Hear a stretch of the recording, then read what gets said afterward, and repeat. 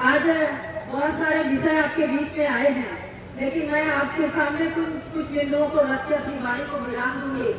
आज सब लोग जानते हैं कि नरेंद्र भाई मोदी जी ने जब 2014 में अपनी देश की जनता से आह्वान किया था कि आप सब लोग हमारा समर्थन करिए और आपका समर्थन आशीर्वाद अगर हमें मिलेगा तो हम देश की सरकार, अपने हिंदुस्तान में सरकार बनाएंगे और सरकार बनाने के बाद जो हमारे विपक्ष की सरकारें रही उनसे बेहतर कार्य करके दिखाएंगे, ये उन्होंने जनता से आह्वान किया था।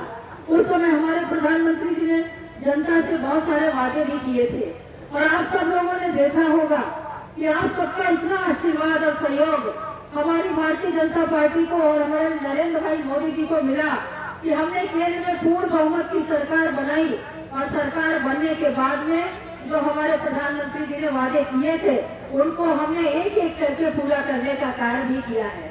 आप सबको पता है कि जब हमारे प्रधानमंत्री जी किसी कार्य को लेते हैं तो विपक्ष उंगली उठाना शुरू कर देता है, चाहे वो केंद्र का विपक्ष हो चाहे आपके राज्य का विपक्ष हो। उनको अच्छा नहीं लगता, उनके पेट में दर्द होना शुरू हो जाता है। और दर्द भी क्यों ना हो, आप सब लोग जब से देश आजाद हुआ आप सब लोग पुराना इतिहास उठा के देखिए। हमारे देश आजाद होने के बाद में हमारे हिंदुस्तान की जनता ने हमारे जवाहरलाल नेहरू कांग्रेस को अपना आशीर्वाद भी दिया और सहयोग भी किया और उनकी सरकार भी बनाई। और उन्होंने उस समय बहुत सारे वादे अपनी जनता से किए थे कि हम अपने देश को विकासशील देश बनाएंगे, हम अपने देश को विश्व में नंबर 1 के पटल पे लेके जाएंगे, हम अपने देश के लोगों का सम्मान बढ़ाने का कार्य करेंगे। और ये कहके वो हमारी जनता से वोट लेते रहे और ये सिलसिला केवल वही तक नहीं थमा, ये सिलसिला बराबर 60 साल तक चला। उन्होंने हर 5 साल बाद जनता से कहा कि आप मुझे वोट दीजिए, मैं विकास कार्यों को करूंगा, मैं अपनी जनता की जो मूलभूत समस्याएं उसका समाधान करूंगा। और फिर सत्ता में बैठे और जैसे ही कुर्सी मिली वैसे ही भूल गए कि देश का विकास कैसे करना है। अगर उन्होंने विकास किया है किसी का तो अपने परिवार का विकास किया है। आप सब लोग जानते हैं कि उन्होंने परिवारवाद की राजनीति की है और परिवारवाद की राजनीति करते करते और जनता इस आशा के साथ उनको वोट बराबर देती रही। 60 सालों तक हिंदुस्तान की जनता ने कांग्रेस को वोट दिया और इस आशा के साथ दिया कि हमारी जो समस्याएं हैं उनका समाधान करेंगे। और इस तरह से जनता 60 साल तक थकती रही और वो अनुरोध करते रहे, जनता इस आशा के साथ उनको वोट देती रही कि विकास कार्य होगा, लेकिन विकास कार्य नहीं हुआ। अब कांग्रेस के पेट में दर्द क्यों होता है, मैं उसका कारण भी बताना चाहूंगी।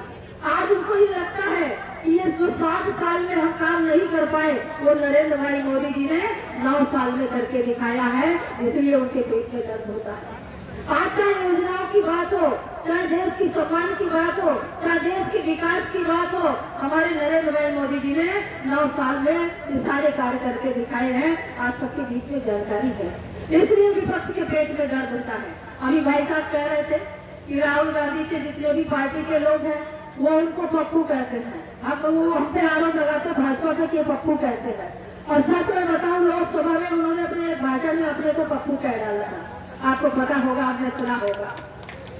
ऐसे उनके इतिहास है, होमवर्क करके बोलते नहीं है और फिर दोष लगाते हैं भाजपा के, काम करते नहीं है और दोष लगाते हैं भाजपा पे कि अरे ये तो मैं करने वाला था, आप भाजपा ने कर दिया। अरे आप करने वाले थे तो 60 साल जनता ने आपको साथ दिया, आशीर्वाद दिया, सहयोग दिया, तो 60 साल के कार्यकाल में आपने क्यों नहीं किया? आज नरेंद्र भाई मोदी जी 9 साल में करते हैं तो आप विपक्ष और हमारा कांग्रेस की सरकार और उत्तर प्रदेश की सरकार जितने नेता बैठे हैं वो कहते भाई ये तो मैं करने वाला था। अरे क्या कम समय जनता ने आपको दिया था? आप लोग बताइए, 60 साल का समय कम होता है क्या? 60 साल में विकास कार्यों को आगे बढ़ाने के लिए जो आपने समय दिया वो पर्याप्त समय से इससे ज्यादा विकास होना चाहिए था, लेकिन नहीं हुआ। 9 साल में हमारे प्रधानमंत्री जी ने करके दिखाया है। आज इसलिए विपक्ष के पेट में दर्द होता है। आज वो हमारी हर योजना जो हम लाते हैं उसका विरोध करते हैं, चाहे 370 धारा हटाने की बात हो, क्योंकि देश जब से आजाद हुआ, आज अगर हमारे जम्मू कश्मीर की समस्या थी तो कहीं न कहीं कारण तो यही थे, कहीं न कहीं कारण तो यही थे। लेकिन जनता मांग करती रही कि 370 धारा हटनी चाहिए, राम मंदिर बनना चाहिए, ऐसी देश की प्रमुख समस्याओं का समाधान होना चाहिए, लेकिन नहीं किया। 60 साल लगा। आज जो हमारे प्रधानमंत्री जी ने 370 धारा हटाने का कार्य किया, 3 तलाक जैसा विषय जो हमारी मुस्लिम बहनों की थी उसको समाधान करने का कार्य किया, हमारे राम मंदिर को बनवाने का कार्य किया, हमारे जो कोर्ट से जो हमें सहयोग मिला उसको साथ में लेते हुए हमने राम मंदिर का कार्य आगे बढ़ा दिया है। आज उसमें भी उनको दिक्कत होती है, और दिक्कत क्यों ना हो भाई, ये हमारी आस्था से जुड़ा हुआ विषय है।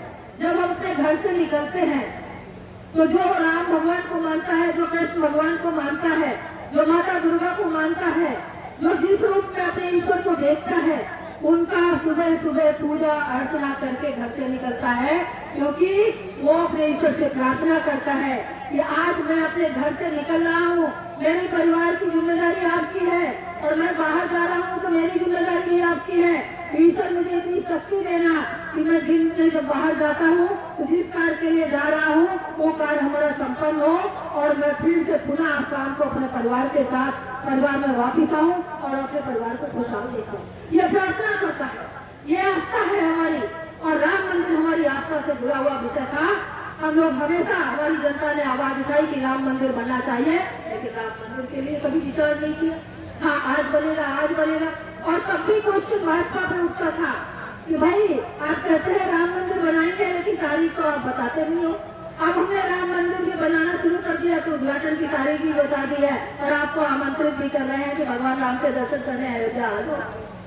आप बताइए, तो ऐसे ऐसे विषयों पे हमारा विपक्ष उंगली उठाता है। आज सब लोगों ने देखा होगा कि बहुत सारी योजनाएं चला के हमारे प्रधानमंत्री जी ने हमारी जनता की जो मूलभूत समस्याएं थी उनको समाप्त करने का कार्य किया।